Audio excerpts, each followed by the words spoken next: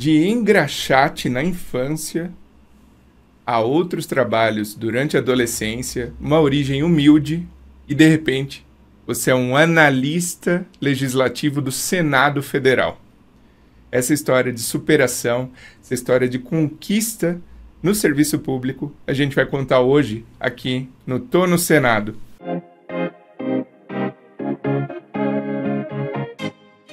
Então começa agora mais um episódio, e esse canal tem o apoio do Gran Cursos, que é a edtech que mais aprova concurseiras e concurseiros pelo país.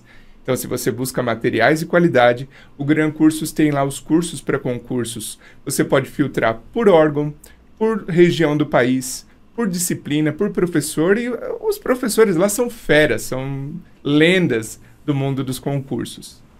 Vou deixar aqui na descrição um link com desconto exclusivo do Tô no Senado para você que está procurando material para estudar, para alcançar o sucesso na carreira pública, sua aprovação, sua tão sonhada aprovação.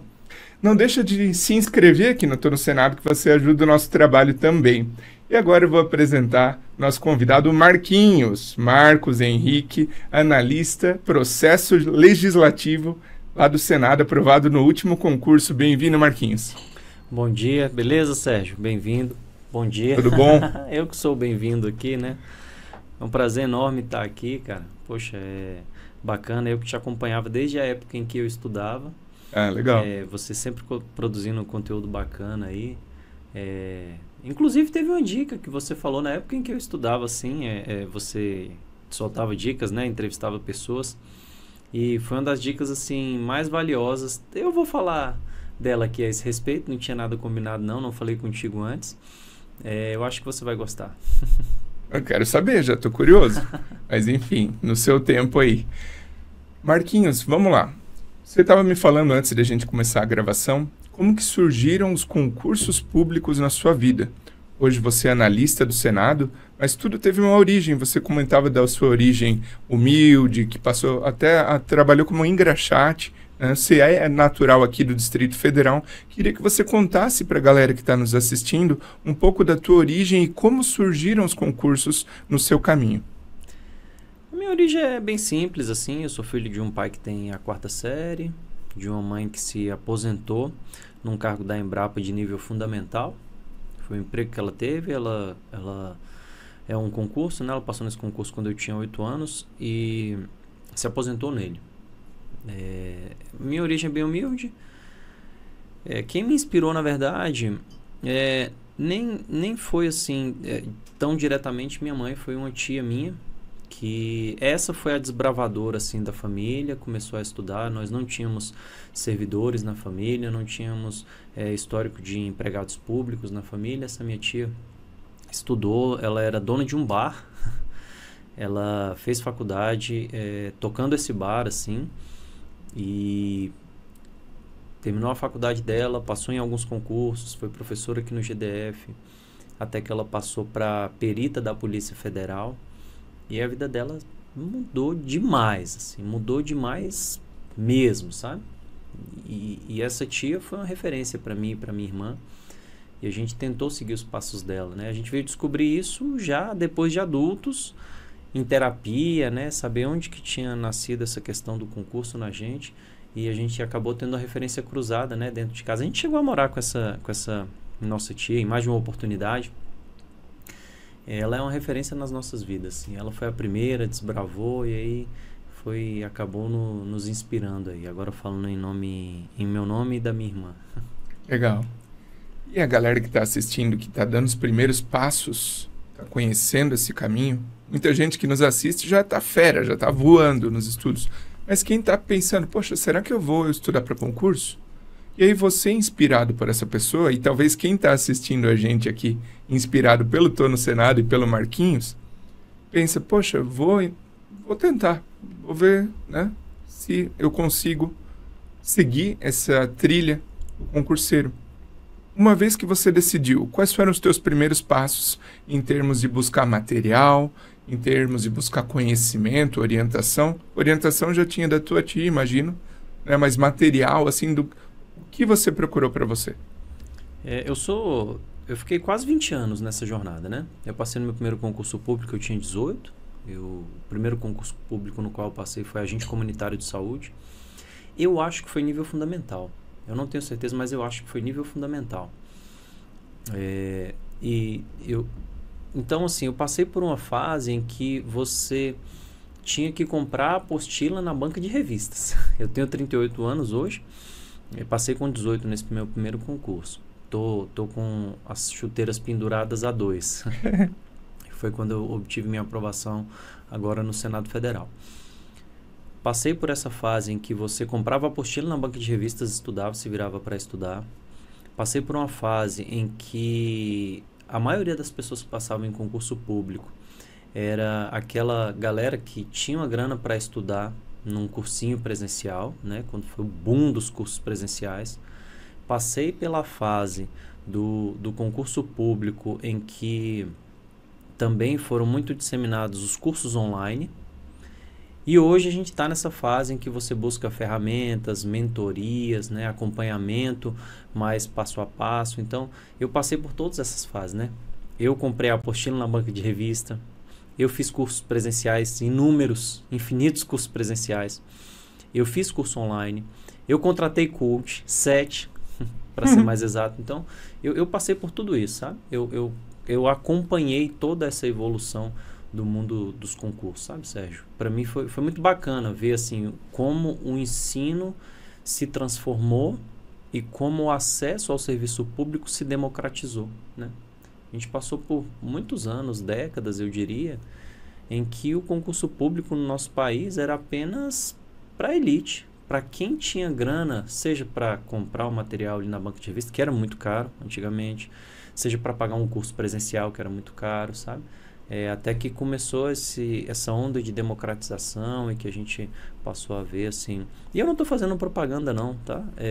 Honestamente, eu tô falando, assim, da evolução do mundo dos concursos, sabe? Foi muito bacana, assim. Primeiramente, eu estudava ali via apostila, depois, no cursinho presencial, buscava aqueles professores que eram referência na área, né? Depois, no curso online, que a gente passou a ter acesso a professores do país inteiro, né, referência, cada uma referência no seu respectivo estado, que era uma limitação que o curso presencial trazia. Depois a questão das mentorias, dos coaches, assim, tive várias etapas distintas ao longo da minha vida e sempre tentando evoluir, assim, né, tentando ficar sempre mais competitivo. A gente fala hoje que o acesso a materiais está muito democratizado, né, como você falou, com o advento dos cursos online. O próprio Gran Cursos é um exemplo disso, que tem parceria aqui com o canal. Então, lá no Gran você acessa material de professores do Brasil inteiro, tem a plataforma de questões, enfim, é uma infinidade de materiais. Isso até confunde a galera às vezes, porque é tanta informação, tanto material, que às vezes você não sabe por onde seguir, não sabe, né? Qual que é o de qualidade aqui? E eu aqui no canal, no Tô no Senado, a gente defende porque a gente tem experiência, né, e vivência nisso. E o Gran, se você for olhar o quadro de professores, você vai ver nomes, pessoas renomadas ali no mundo dos concursos. E outra, né, por disciplina são mais professores por uma disciplina. Então, eu não me identifiquei muito com a didática desse professor, mas tem o outro, e aí você pode ir testando. Eu sempre falo que o sucesso do concurseiro, ele se baseia em 3 pilares, né? Um deles é a força de vontade, porque, poxa, o preço... A gente entrevistou a Patrícia Mafili, nossa colega de Senado, e ela falou que o preço é caro, né? Nossa diretora aqui está de prova. E o preço que o concurseiro paga é caro. Então, você tem que saber se você está realmente afim de pagar esse preço. Então, é força de vontade, orientação, que você consegue com sua tia, seus amigos, canal Tô no Senado, outros meios, e materiais de qualidade. E material de qualidade o Gran oferece. Mas uma vez que você falou que você passou por várias etapas, né, do acesso a materiais. Eu lembro dessa época de apostila também, eu comecei a estudar para concurso em 2009. Na época ainda tinha apostila e já tinha alguma coisa online, de PDF, de videoaulas, de aula telepresencial, na minha cidade lá no sul, em Joinville. Como que era a tua rotina de estudos? Você trabalhava e estudava? Você criou um ciclo de estudos, uma agenda de estudos? Como você organizava isso?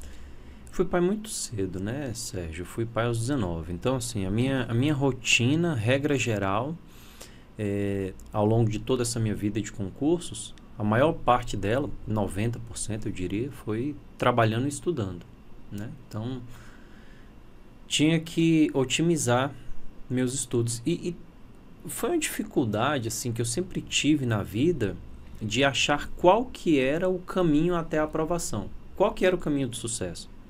Eu achava que passar em concurso público era uma equação do primeiro grau. Você resolvia, só tinha uma saída, só tinha uma resposta, e eu achava que era uma trilha que, se eu seguisse aquele caminho ali, eu seria aprovado, sabe? Na verdade, demorou anos para eu descobrir que não era assim. Na verdade, eu acredito que apenas a minha aprovação / reprovação na CLDF, eu vou falar um pouquinho dela aqui mais tarde, vai ser quando eu falar da dica que você deu na época em que eu estudava. Quando eu vim descobrir isso muito tarde, sabe? Porque eu achava que era um caminho único, que todas as pessoas tinham feito o mesmo caminho, tinham percorrido o mesmo caminho.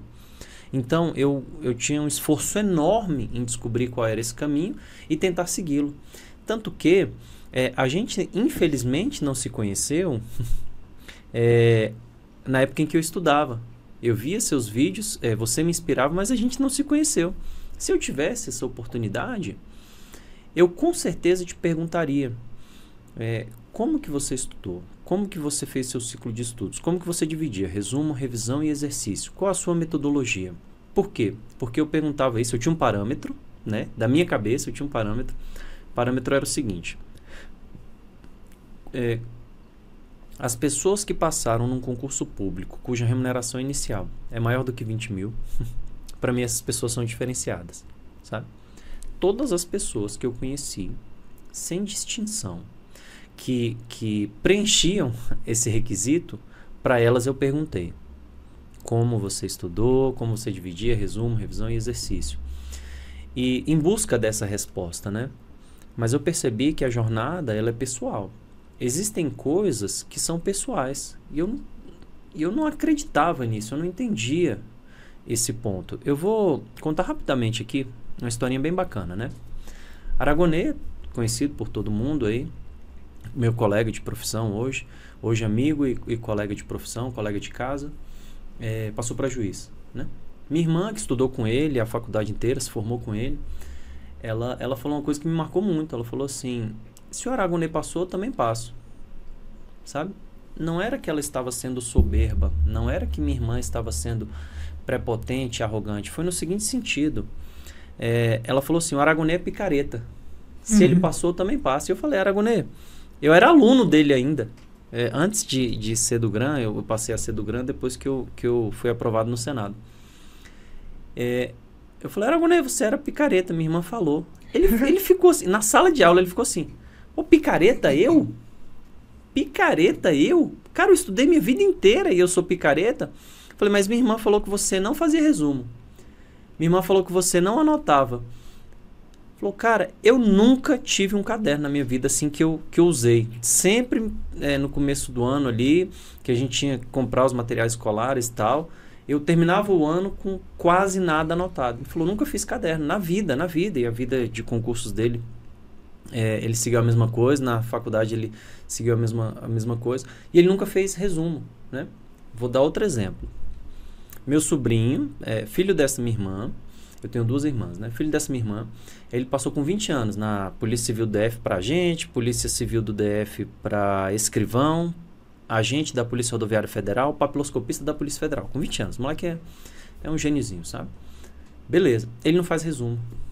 Olha só que incrível. Por que eu tô te falando isso, Sérgio? Eu demorei para descobrir que não era obrigatório você fazer resumo. Mas eu não funciono assim. Eu dei 2 exemplos, assim, Aragonê passou em muita coisa também, esse meu sobrinho passou em muita coisa, muito novo. Por quê?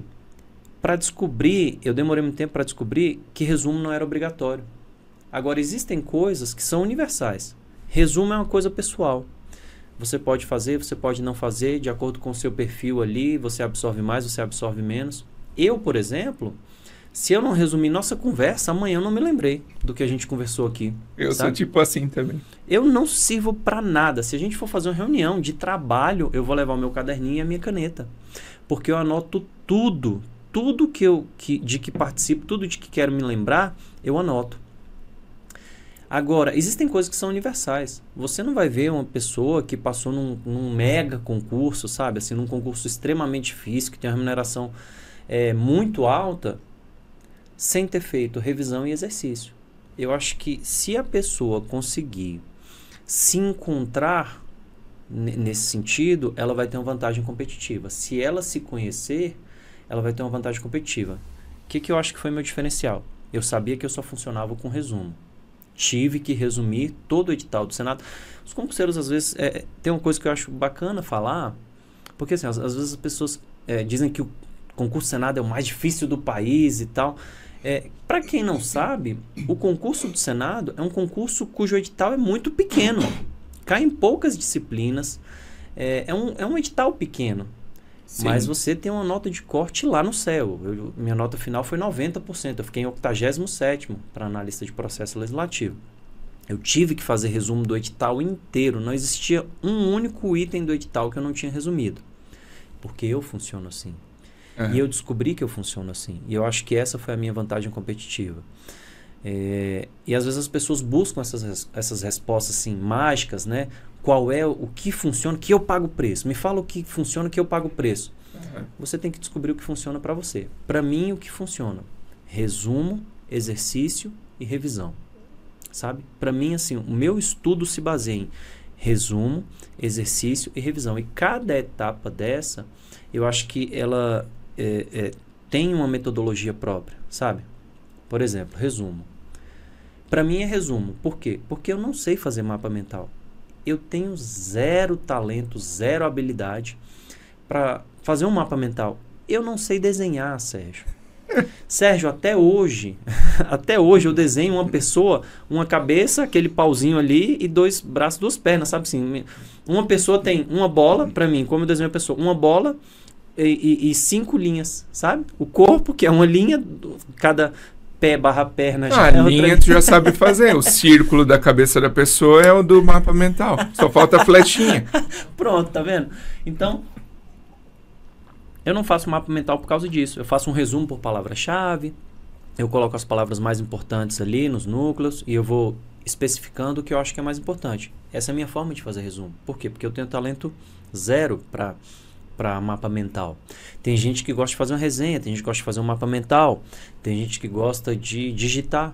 Enfim, eu acho que você ter um estudo ativo é importante, sabe? Isso é o mais importante. Você ficar ali vendo videoaula como se fosse uma Netflix, parado num sofá, isso, eu acredito que a sua absorção seja muito pequena. Esses gurus aí das técnicas de aprendizagem e tal, todos falam isso, sabe? Revisão. Como que você faz uma revisão muito bem eficiente? Eu acredito que é você prestando mais atenção naquilo que você não domina. E como diferenciar aquilo que você domina ou não? Praticando exercícios no mesmo nível em que você vai encontrar na sua prova. Como são esses exercícios que você deve fazer? De preferência da mesma banca, se já tiver banca, mesmo nível de escolaridade, nos últimos anos, porque as questões vão sempre evoluindo e tal. Então, assim, eu demorei muitos anos para descobrir isso, sabe, Sérgio? Para descobrir o que funcionava para mim. E que é hoje o que eu tento multiplicar para todos os meus alunos. Tive a felicidade agora de ir no concurso TSE, dos 1.014 alunos que eu tive, e aprovar 214. É um número extraordinário, sabe? Sim, parabéns. Obrigado. Já fala pra galera, ó, galera, quem estiver assistindo a gente, o Marquinhos, ele trabalha também como mentor, como a mentoria pelo Gran Cursos. Podem procurar ele, a gente vai deixar o @ Instagram dele também, você pode procurar por ele. E é uma função útil, né? Porque é um direcionamento bem focado naquele aluno. Então, parabéns aí pelo resultado. Levou aí a vários orientandos no caminho do sucesso. Desculpa, te cortei só para fazer um parênteses e falar também, né? Porque às vezes o convidado vem aqui e é bacana dessa abertura para quem está assistindo também te procurar, né? Legal, obrigado. Tô retribuindo um pouco do que eu recebi na vida ao longo dos meus estudos, e você é uma parte dessa contribuição, sabe? Eu consumia muito material, né?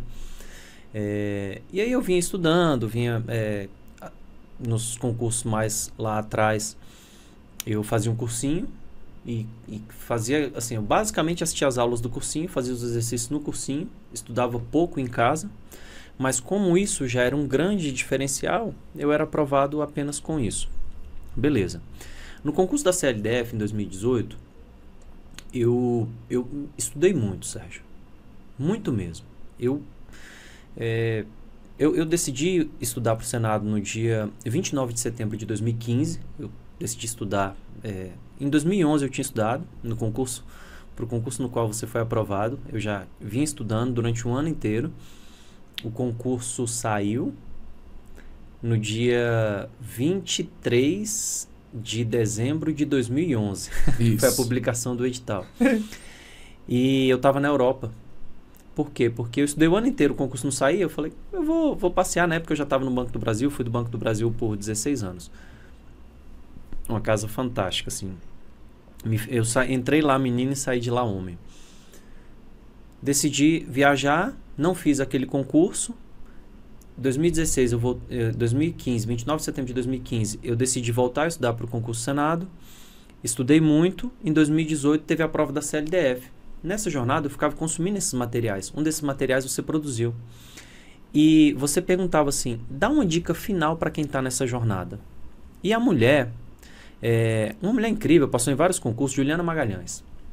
É ex-advogada pública, ex-juíza, consultora do Senado. Ela falava assim, cansou, descansa. Cansou, descansa. Sabe? Uma mulher aprovada em vários concursos. Ela falava assim, cansou, descansa. É a dica que eu daria, assim. Quando eu estava muito cansado, eu dormia. Dormia, descansava e depois voltava.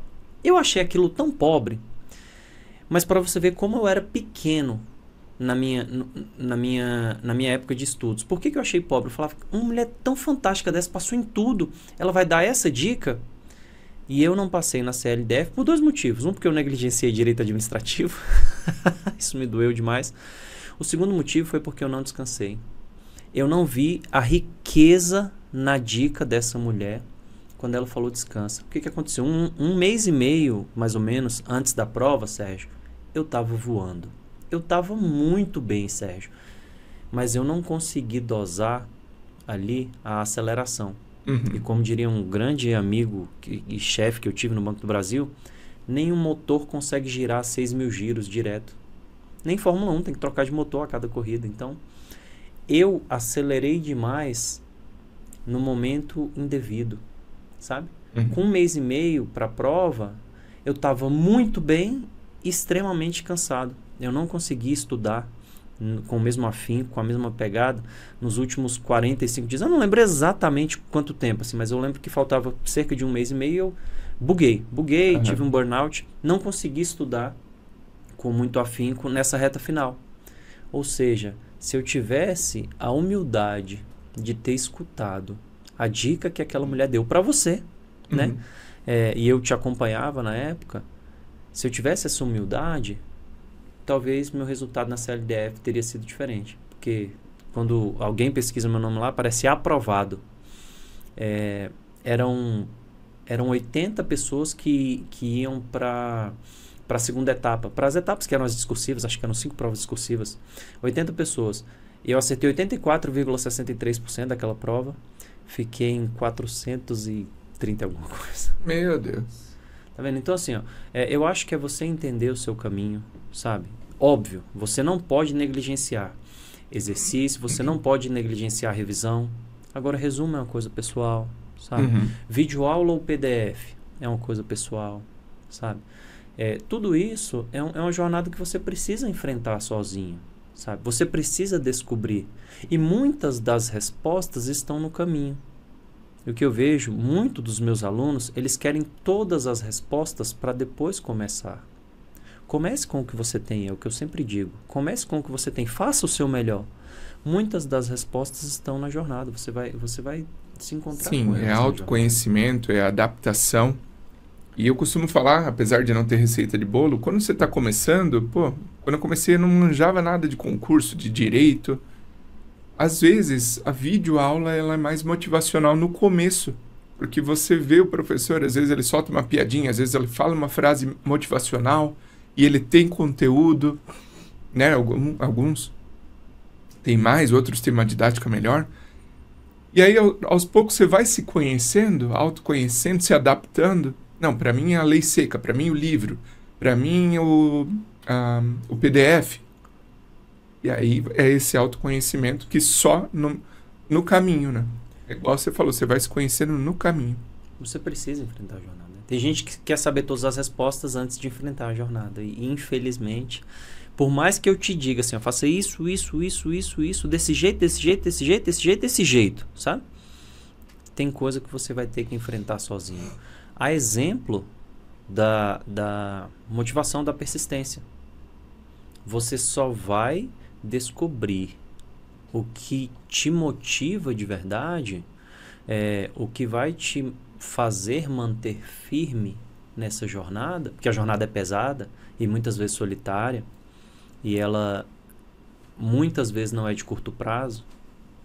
Você vai descobrir isso ao longo do caminho, né? Você vai me falar assim, se eu te perguntar, Sérgio, o que te mantinha firme na pegada aí para os estudos? Vai ser uma resposta. Muitas vezes não vai fazer sentido algum para mim, sabe? Então, se eu achar que a fórmula do Sérgio ela é universal e eu tentar fazer aquilo que o Sérgio fez, em determinado momento da jornada, aquilo que foi o combustível do Sérgio, para mim não vai fazer sentido. E a jornada, para mim, não vai eu vou me cansar, sabe? Eu vi uma frase ao longo da minha jornada que é muito bacana, assim, de um vídeo curto do YouTube de 5 minutos, chama Mind Shift, né? Ele começa assim: não há nada mais poderoso do que uma mente alterada. Eu acho sensacional esse vídeo, sabe? Em determinado momento, o vídeo fala o seguinte: se você toma alguma atitude para conquistar a confiança das pessoas, a partir do momento em que você consegue essa confiança, em que você conquista essa aceitação, vai deixar de fazer sentido. Tem que vir de dentro de você, né?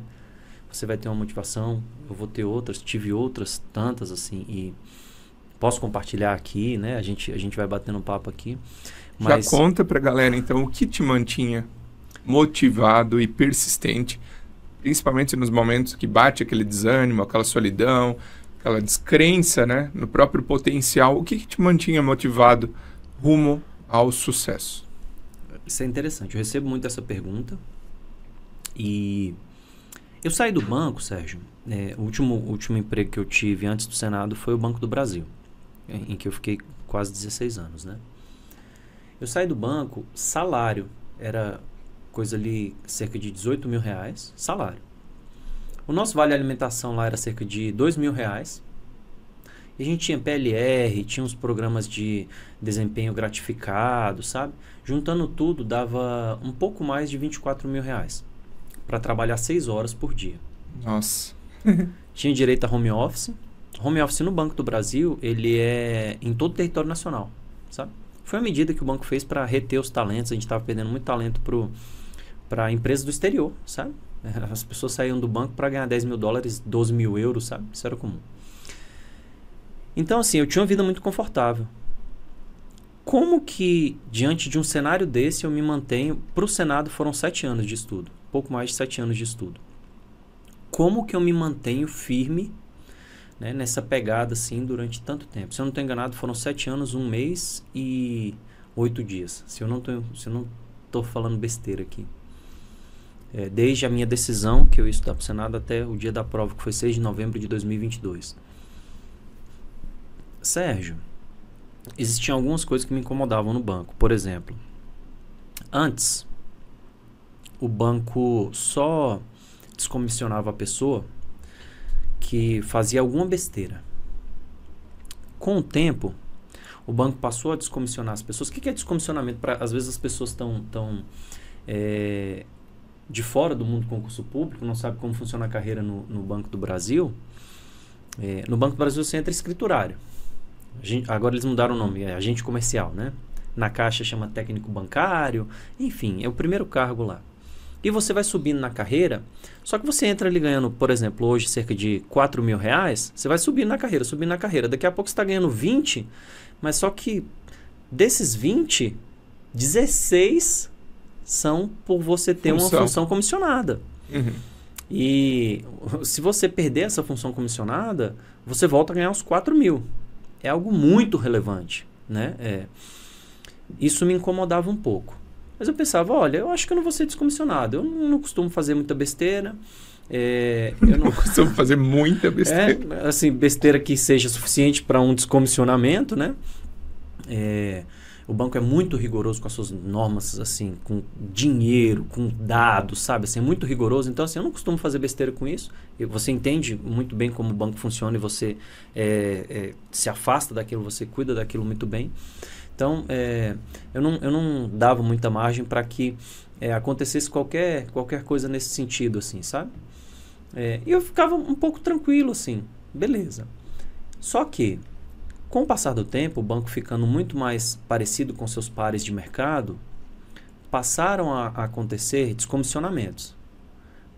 Mas no início, eram daquelas pessoas que eram mais encostadas, sabe? Aquelas pessoas ali que não queriam nada com a dureza, achavam que passar em concurso público é você ficar em um berço esplêndido pro resto da vida até você se aposentar. Começou nessas pessoas. Com o tempo, o banco foi reduzindo seus quadros, foi cortando vagas e pessoas boas passaram a ser descomissionadas. Eu tive um amigo... Ligou o alerta, né? Eu falei, não, peraí. Eu tenho família, eu tenho filha, sabe? Eu não quero amanhã ser descomissionado, mesmo prestando um bom trabalho e tal. E o banco costuma amparar essas pessoas da seguinte maneira. Não é falando mal, não. É uma empresa de mercado, né? Sérgio, hoje você ganha 15 mil reais aqui. A sua vaga vai ser cortada, infelizmente a gente não precisa mais dessa vaga aqui em Brasília. Mas eu te pago 18 mil para você ir morar em São Paulo. Muitas pessoas não têm essa disponibilidade. Filho em período escolar, às vezes o cônjuge da pessoa, o companheiro, a companheira tem um emprego, um cargo público ali, às vezes que é estadual, não tem essa disponibilidade. Eu não queria, sabe, ter que passar por isso. Essa era uma das minhas motivações. A outra motivação é a estabilidade, né? Eu não era um servidor público, eu era um empregado público, tecnicamente falando, né? Isso me incomodava um pouco, sabe?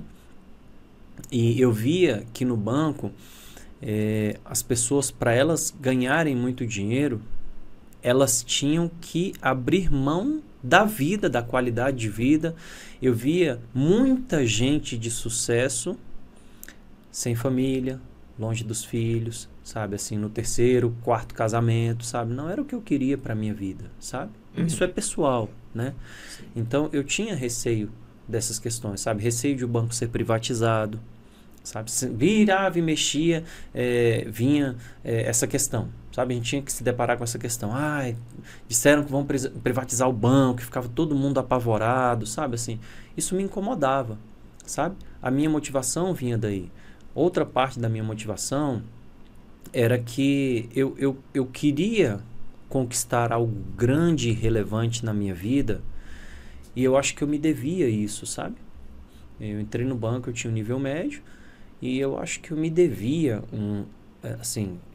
eu tinha que pagar isso, sabe? Assim, para mim mesmo. E isso era a minha chama, assim, sabe? Eu queria fazer algo grande para mostrar para minha filha ali que a ausência do pai dela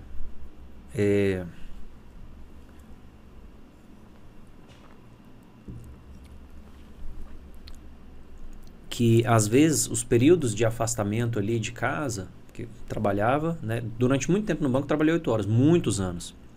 Eu ia trabalhar 6 horas, mais no finalzinho, assim. E que essa ausência era porque eu estava buscando algo melhor para mim, para ela, para nossa família, sabe? Para minha esposa, que sempre me apoiou incondicionalmente em qualquer loucura que eu propunha. Seja estudar para outro concurso, seja morar fora, seja, né, ela sempre me deu apoio incondicional. Eu queria dar essa resposta, sabe? Falar assim, olha, você está vendo que o quanto eu estive ausente aqui, mesmo estando morando juntos, porque minha filha morou praticamente a vida inteira comigo, eu sou pai solo, era porque tinha um objetivo por trás. Eu queria mostrar o fruto desse esforço, o fruto desse trabalho, sabe, assim, da minha ausência. Então, muito provavelmente era isso, assim. A gente não se depara com essas perguntas que são que são a respeito, assim, da sua intimidade, né? Com frequência. Então, às vezes, a gente tem que dar uma pensadinha assim. Eu imagino que tenha sido mais ou menos por essa linha, sabe, Sérgio? Porque é igual eu te falar, assim, quando eu te fizer uma pergunta, sabe? Tem sentimentos que você não acessa com frequência. Se eu te perguntasse aqui agora, eu não vou te constranger dessa maneira, porque é algo que realmente te tira do eixo, e me fizeram as perguntas esse dia, eu fiquei assim, sabe, desconcertado, assim. Se eu te perguntasse aqui agora, como que você quer que seu filho se lembre de você? Qual é a imagem? Sabe, isso é impactante. Você não fica pensando no chuveiro, debaixo do chuveiro, tomando banho, como que eu quero, sabe? Então você acessa sentimentos. Coincidentemente, eu estava pensando nisso 1 hora atrás, posso te falar aqui agora. Olha aí. Brincadeira. Mas boa pergunta, boas reflexões, né? Às vezes a gente traz algumas perguntas aqui no Tô no Senado, e por isso que eu acho tão prazeroso gravar, porque a gente acessa sentimentos, memórias da época do nosso estudo, por quem a gente se dedicava, como foi depois da aprovação trazer esse troféu a casa, né? Mostrar para sua família, carregar para si mesmo esse troféu. Então, acessar essas memórias, a gente gravava o último episódio, e aí a Patrícia, colega nossa, falou: pô, como é surreal, você passou no Senado, só feras aqui, e eu tô no Senado desde 2012, às vezes acaba caindo numa rotina, assim, trabalho lá no Senado, é o meu dia a dia. Mas não, é muito foda, né? Com perdão da palavra. É muito significativo o que a gente alcançou. E por isso é importante mostrar para quem está estudando que também não existe só o Senado. Tem Câmara, tem TCU, tem CLDF, tem vários outros órgãos de ponta. E para isso que a gente mostra a nossa história de luta, né? O preço que a gente paga, como a gente se mantinha motivado. Eu acho muito bacana. Obrigado por compartilhar essa sua história, né, de motivação também. Não, por nada. E aí, bom, você falou que foram basicamente 7 anos pensando no Senado, né? Quando chegou o edital do Senado, quando chegou o penúltimo edital, você falou que estava na Europa, estava tranquilão, acabou nem fazendo. Quando saiu esse último edital do Senado, qual que foi a tua postura ali na reta final, lembrando do que aconteceu na CLDF, que você meio que queimou a largada, perdeu a energia ali na reta final, de tanto que se esgotou, né? Qual que foi a tua atitude pós-edital na praça? Aí é aquele momento em que o filho chora e a mãe não vê, né? Literalmente, eu chorei várias vezes ao longo dessa jornada que vai do edital à prova, né? Esse foi um período assim que eu não tinha o conceito, eu não sabia do que se tratava, o que hoje o pessoal chama de estado de fluxo. Estado de fluxo. Existe um conceito no mundo dos esportes, né, que nos esportes de alto rendimento, em que as pessoas chamam de estado de fluxo, que é quando a pessoa faz aquilo ali de forma repetida tantas vezes e ela vai se tornar tão especialista naquilo que ela está fazendo, que ela é como se ela entrasse em um túnel, né, e vivesse aquilo ali. Aí, aquele momento bate o desespero, bate a alegria por você ter estudado antes, né? O edital do Senado veio com muito pouca inovação, então eu fiquei extremamente feliz, porque eu já vinha estudando com base no edital de 2012. E aí tive essa 11/12, né? O seu concurso é igual ao meu, assim. Saiu o edital em um ano com resultado no outro, não é a mesma coisa que o meu. Saiu o edital em 2022, o resultado saiu em 2023. E eu tive, assim, o seguinte sentimento, sabe? Eu dei o meu melhor até aqui e agora eu não posso perder como eu perdi em 2018. Ao longo desses anos todos, eu tenho uma amiga, assim, muito amiga de infância mesmo. Quando eu digo infância, é tipo assim, sei lá, acho que terceira série, sabe? Eu não sei exatamente quando a gente se conheceu. Chama Bárbara. Hoje ela é perita da Polícia Civil. A Bárbara, ela fez faculdade para ser perita da Civil. Quando ela terminou a faculdade, saiu o concurso. Ela fez para agente e para perita. Ficou subjúdice para perita. Assumiu como agente. E aí ela ficou ansiosa e tal. Brigava, assim... Enfim. Ao longo da minha jornada, algumas vezes eu perguntei para ela, como você... Deixa eu contar a história toda. Tô parecendo conversa de bêbado aqui. A Bárbara passou para perita e para agente. Não foi nomeada para perita na primeira vez em que ela passou. Ela foi nomeada só depois, porque ela teve que fazer um novo concurso. No primeiro, ela ficou de fora. E ela estudou mais 3 anos, incessantemente. Ela já era agente, já tinha uma vida boa, já ganhava bem, já tinha estabilidade. E ela continuou estudando para realizar o sonho dela. E muitas vezes eu perguntei para ela, Bárbara, como você se manteve fiel? Porque a gente entra numa zona de conforto e ali muitas vezes você ganha bem, você começa a se justificar. Sabe aquelas justificativas assim de perdedor? Sabe assim, eu já tô bem, eu já ganho bem, sabe assim, você achar que o custo não vale? O custo de enfrentar, na verdade, eu acho que ali você está procrastinando, você está tentando não enfrentar os seus sentimentos, né? Que é uma possível reprovação, que dói demais. Eu perguntei para ela, ela falou assim, Marquinhos, ela é muito religiosa, a Bárbara, até hoje.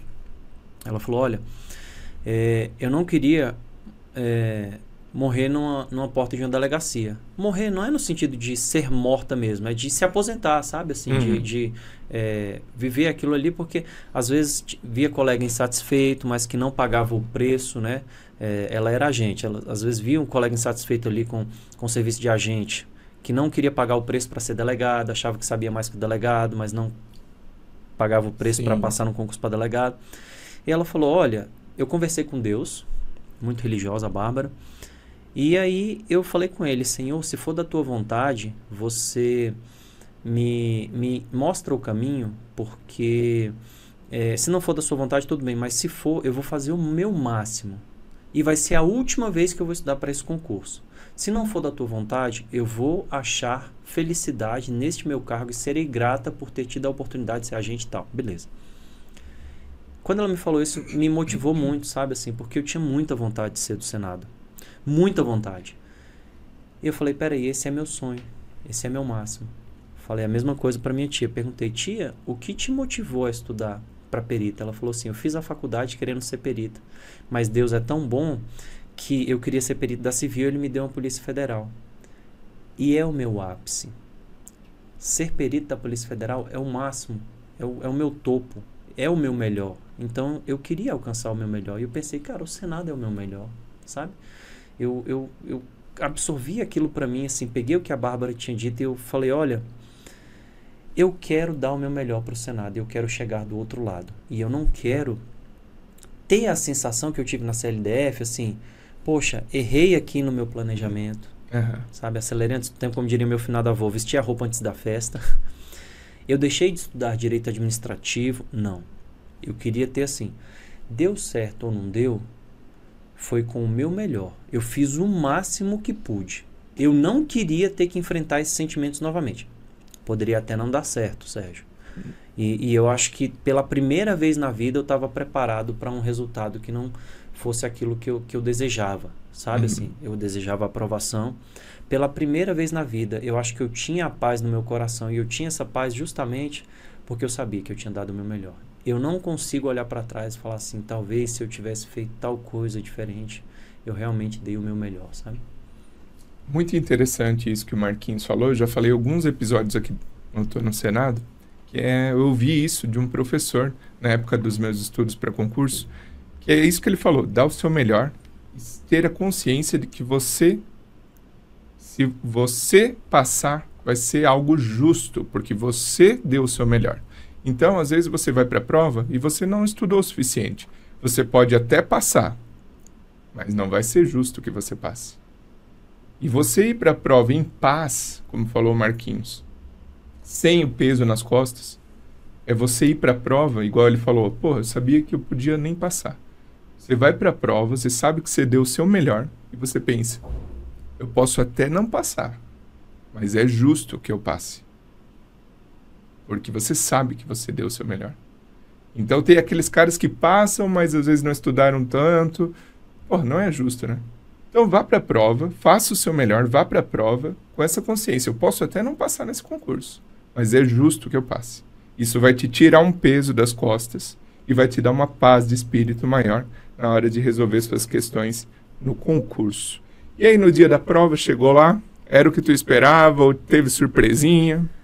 Era o que eu esperava, fiz uma boa prova, nervoso com o mundo nas minhas costas. Eu lembro como se fosse hoje, Sérgio. Na discursiva, eu tinha que escrever constitucionalidade. Eu estava tão nervoso e eu percebi que em determinado momento eu estava escrevendo e minha mão tremendo muito mais do que eu estou tremendo aqui agora e pingando suor. Nossa. Na folha definitiva. Falei, peraí. Aí eu limpava a minha mão. E me marcou muito, porque eu escrevi constitucionalidade, assim, ó. Constitucionali, não consegui. Aí eu escrevi o D, limpava a mão. O A, como uma pessoa que está sendo alfabetizada. Meu Deus. Limpava a mão, depois o D, depois o E. Respirei. Percebi, agora tá na hora de ir ao banheiro, reabastecer a garrafa de água. Falei assim, eu me preparei muito por este momento. Eu não cheguei até aqui apenas para chegar até aqui. Eu não vou perder para mim mesmo neste momento. Dei uma respirada, fiz as minhas 20 respirações, que era o que eu fazia quando eu estava extremamente nervoso. Fechei o olho, respirei profundamente 20 vezes e eu falei, eu dei o meu melhor. Agora chegou a minha vez. E continuei com a minha discursiva ali. Foi um momento ali, é como se você entrasse em um transe, né? Assim, em transe, né? Você vê um filme inteiro passando pela sua cabeça, né? Você já fez dezenas de milhares de questões iguais àquela. Aí eu falei, eu não posso perder para mim mesmo. Aqui tem conhecimento, aqui tem técnica, aqui tem velocidade, aqui tem bagagem. É naquele momento em que você tem aquele meme do pai, né, e do filho. O pai tá com o filho aqui, 2 ratinhos, e o filho vira pro pai e fala assim, pai, o caminho foi tão tranquilo, né? Aí o pai responde, foi, filho, foi bem tranquilo, só que ele tá cheio de ratoeira nas costas, né, o pai, e o filho nem vê, né? Eu falei assim, agora chegou este momento, eu não vou perder para mim mesmo, eu quero chegar do outro lado, e ainda que esse outro lado seja uma reprovação, com paz no coração. Fiz o que tinha que fazer, fiquei com dúvida na discursiva, se era um crédito adicional, se era um crédito suplementar ali. Aí saí da prova, vi um cara que hoje é meu colega analista, ele era técnico na época, eu o seguia também, Valmar Andrade. E eu falei, qual que era a resposta? Ele, crédito suplementar. Eu falei, tá beleza. Aí dali pra frente foi tranquilo, o resultado saiu, aí você fica... Eu fiquei nervoso, assim, tinha pesadelo com a discursiva, porque nesses grupos o pessoal falava, se não tiver escrito isso, você perdeu e tal. E a FGV não disponibilizou o nosso espelho. Então a gente teve que recorrer da discursiva sem o espelho da redação. Isso foi um horror, sabe? Eu tive pesadelo com isso 1 ano depois, Sérgio, da minha aprovação. Meu nome já estava lá no Diário Oficial. Eu acordava de madrugada ali tendo pensado, nossa, eu tinha que ter escrito aquilo. Não, peraí, cara, já acabou, sabe, assim... Então, eu sempre falo para os meus alunos assim, eu sei o que é estar do outro lado, eu sei o que é carregar o mundo nas costas. Vamos seguir juntos, vamos seguir firmes, respira e vai, sabe? Então, Marquinhos, hoje está no Senado Federal, trabalha lá na SGM, no serviço de plenários? Hoje, eu trabalho no painel. Né? No painel de votações, no sistema de votações eletrônicas.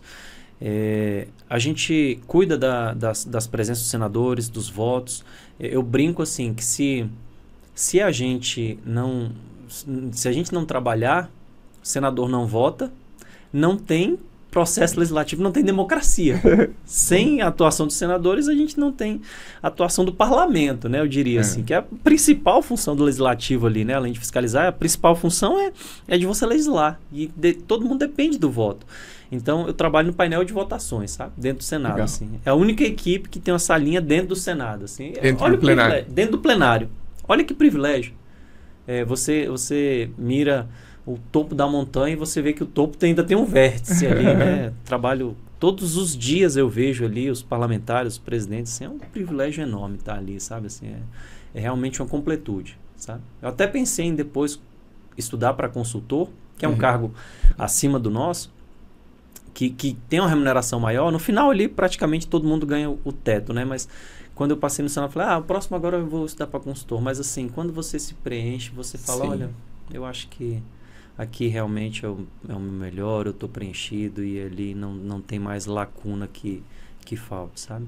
Maravilha. E desejando que todos que estão nos assistindo conquistem também essa plenitude, esse auge na carreira, no sucesso, no serviço público, gostaria que, Marquinhos, já agradecendo sua participação, que você deixasse um recado para a galera que está nos assistindo. Eu diria para vocês o seguinte: não estudem apenas por dinheiro. Se vocês estudarem apenas por dinheiro, quando vocês ganharem dinheiro, vai deixar de fazer sentido. Vejam o que motiva vocês, vejam quais são as razões que levaram vocês a enfrentarem essa jornada. Anote verdadeiramente. Fala hoje, pega um papel, pega uma caneta e fala assim: o que me motiva a estudar? Quando eu passar em um concurso público, o que vai mudar na minha vida? Sabe? Veja isso ao acordar, veja isso ao dormir, faça resumos, faça exercícios, anote o que você errar nos exercícios, retroalimente seus resumos, revise isso. Não existe fórmula mágica. Enfrente a jornada. Pague o preço. Não tem nada que eu conheço na vida que é mais preenchedor do que você ser recompensado pelo seu esforço. Você não dever favor a ninguém, você não ter que dormir, você não ter que se deitar para dormir com peso na consciência de se amanhã você receberá seu salário, se amanhã seu chefe vai acordar de mau humor, vai te demitir. Não tem nada que eu acho mais compensador do que essa paz de espírito, de você saber que você não deve favor a ninguém. Tem muita gente que te acompanhou na jornada, no meu caso minha esposa, minha filha, meus amigos, familiares, todos eles me acompanharam na minha jornada. Mas foi o meu esforço, e quando você passar vai ser o seu esforço que vai te dar essa paz de espírito, porque você sabe assim, que tem ajuda de muita gente, mas aquilo ali foi você que conquistou, é mérito seu, não tem nada mais preenchedor que isso. Faça isso. E eu não conheço uma pessoa, Sérgio, uma única pessoa que tenha pagado esse preço, tenha enfrentado a jornada, tenha chegado do outro lado e fale, não valeu a pena. Isso aí. Obrigado, Marquinhos, pela participação aqui no Tô no Senado. Muito obrigado, Sérgio. Prazer foi meu. E obrigado a você que nos prestigiou aqui com a sua audiência em mais esse episódio. Espero que tenha gostado. Se você gostou, não deixe de curtir. Deixa sua curtida aqui, compartilha com aquela pessoa que você sabe que vai ser muito útil para ela conhecer mais essa história inspiradora, história de sucesso. Esse programa aqui tem o apoio do Gran Cursos, que é a escola de cursinhos que mais aprova concurseiras e concurseiros pelo Brasil. O objetivo do Gran é mudar a vida das pessoas por meio da tecnologia e da educação. E se você quer mudar de vida, você já sabe o que fazer. Eu vou deixar o link aqui na descrição desse vídeo com um desconto exclusivo do Tô no Senado para você adquirir seus materiais, sua plataforma de questões, enfim, tudo para te municiar ali a passar um concurso de alto nível, ok? Inscreva-se no canal e nos vemos na próxima. Um abraço.